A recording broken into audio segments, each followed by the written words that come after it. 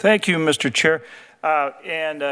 Ambassador, thanks for being here. Thanks for your great work. Really appreciate it. Yesterday, I was at the White House. We had a roundtable with President Trump and Secretary of Ag, Brooke Rollins, and announced the $12 billion assistance, the bridge, for our farmers until we get to the enhancements in the one big beautiful bill that we made, which includes enhanced crop insurance and updated ARC PLC counter-cyclical safety net, which is going to make a big difference for our farmers, but we got to get there.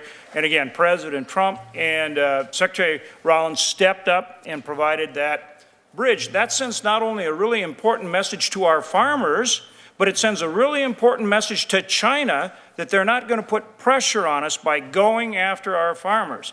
And the President and Secretary Bessent and USTR Trade Ambassador Jameson Greer are fighting for our farmers and ranchers and markets overseas. And we really appreciate that. And I want to thank you and make sure that people understand that you're the one that's fighting to make sure that these trade agreements are enforced and that we get better terms for our farmers and ranchers and our other exporters as well, and that you are all about getting a level playing field, whether it's the tariffs that we face or the non-tariff barriers put on to us. How about China devaluing their currency and all these things that you are out there fighting for us and for our exporters, for our farmers, for our ranchers, for our processors, for our manufacturers, for everybody. That's the fight you're fighting. And by the way, when I talked to Scott Bessent yesterday, he said you are a walking encyclopedia. So I'm glad to hear that, and I would have to agree with him on that. Well, thanks. Next time I'm going to have you draft my opening remarks, Senator, and I'll just read them. So I just want to make clear, we appreciate that you're out there fighting for us, and I think sometimes that isn't fully understood. Now, obviously, we want sales and we want them executed. When we look at, for example, China, and we're talking about 12 million metric tons, initially 12 million metric tons for this season, and this is the 25 crop year, right? And then it ramps up to the 25 million metric tons for the following crop year. Walk us through what the timing of the sales will be for soy with China, but then also kind of with these other countries. So I'm really talking about the execution now, because you're booking sales, but the key is the execution and the timing now. And give us both whatever specificity you can give us now, and then tell us how you can get us more so we can kind of deal with that uncertainty that some of our farmers are facing, and that helps us with markets as well. Sure. So again, thank you, and I appreciate your support and the conversations we've had. It's always helpful.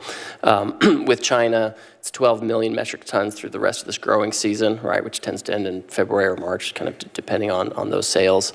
And then it's 25 million per growing season for the next 3 years. So that's an important point right there for our farm, right? If these get executed, say before the end of March, that 12 million metric tons, and then we're already into the next 25, that's like 37 million within not a whole lot more than a year, right? That's right. Yes, it's important for people to understand that. Yes, that's exactly right. And then on top of that, as you mentioned, we've had commitments from other countries to buy, soybeans, but also corn and wheat and sorghum and other things. And we've already seen, the first shipment of certain row crops to Bangladesh that first we've seen it in years. We have Korea and Japan who've made these commitments. And so, we have our ag team who tracks all of these things. And if they're not done, then, we'll enforce. I will say more important, China aside, doing purchase agreements with China is important just because of the way their economy works. But with these other countries, we want the purchase agreements, but we want structural, constant access so that the farmers and the ranchers can have kind of regular market access and establish the relationships that are going to give them that continuity and certainty you're looking for. Yeah, 90% of the soybeans we export from North Dakota, for example, are IP, identity preserved, and they go to China. And those are long-standing relationships, so you're right on there. I want to bring up Brazil.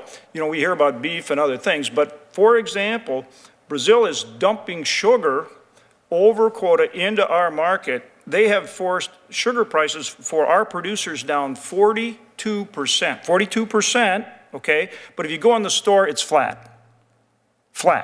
Okay, so this is an example of where we need to enforce our agreement for our sugar producers, because once they wipe us out, then they can push it right back up. This is, anti-competitive trade dumping 101. So what can we do about that? Well, as I was mentioning to the chairman, I see Brazil as a major competitor in the agricultural space. Right on. And they have a lot of practices in Brazil that undermine our farmers, whether it's in export markets or right in home. Sugar is famously managed trade, right? It's rarely free trade in sugar. We have programs in the U.S., quotas, et cetera, to manage that. I'm happy to look at a closer level. This is a little bit, but I haven't gone into details on the effect of Brazilian dumping here in this market, but we can work with USDA to see what we can do about controlling that flow.